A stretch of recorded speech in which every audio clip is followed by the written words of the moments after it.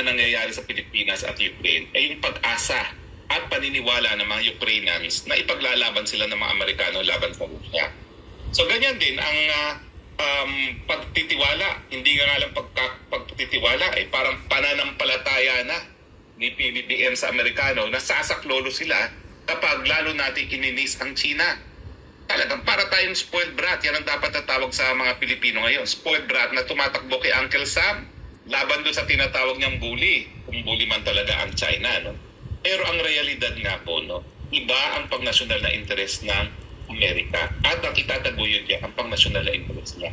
Nakita niya na hindi niya pangnasyonal na interest sa talagang magkaroon ng outright confrontation sa Russia. Bakit? Kasi mas maraming nuclear arms ang Russia. Pangalawa, mas maraming langis ang Russia na inaangkat din ng Amerika, no? So nakita niya na walang mabuti idudulot din kapag talagang nag-open na warfare confrontation sa Russia. Kaya umiwas siya. Kaya hinayaan niyang mamatay ang mga Ukrainians at ni isang American sundalo ay hindi pa namamatay, no, sa gerang yan. Ganyan din ang mangyayari dito sa Pilipinas. Kung masusunod ang kagustuhan ni PBBM, the United States will stand by the Philippines up to the last Filipino soldier. Wala Amerikanong mamamatay dyan. Ang hahayaan lang nilang mamatay ay ang Pilipinas. Bakit naman hindi mangyayari yan? Ngayon pa lang, pinagamit na natin ang mga base militar natin sa mga Amerikano, no?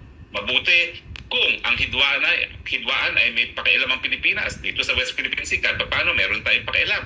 Pero sa tingin nyo ba, gagamitin nila yung kanilang mga sundalo, ang kanilang mga preposition supplies sa mga EDCA sites na yan kung ang labanan ay sa West Philippine Sea? Hindi. Matuto nga tayo sa kasaysayan. Yan ang naging pag-asa rin at paniniwala rin ng mga Ukrainians. Anong nadiscover nila? They're on their own. And they will die on their own. Correct. Attorney, isang executive order, itong EO number 57, ang nilagdaan ni Pangulong Bongbong Marcos para sa pagpapalakas ng maritime security ng Pilipinas, maritime domain awareness sa gitna po ng agresyon ng China sa West Philippine Sea. I-quote ko lang ang sinabi dito ni Pangulong Bongbong Marcos. Sabi niya, and I quote, "Despite efforts to promote stability and security in our maritime domain, the Philippines continues to confront a range of serious challenges that threaten not only the country's territorial integrity but also the peaceful existence of Filipinos, including their fundamental right to live and in peace and freedom, free from the fear of violence and threat." Dagdag pa niya, "Strengthening the country's maritime security and domain awareness is imperative to comprehensively tackle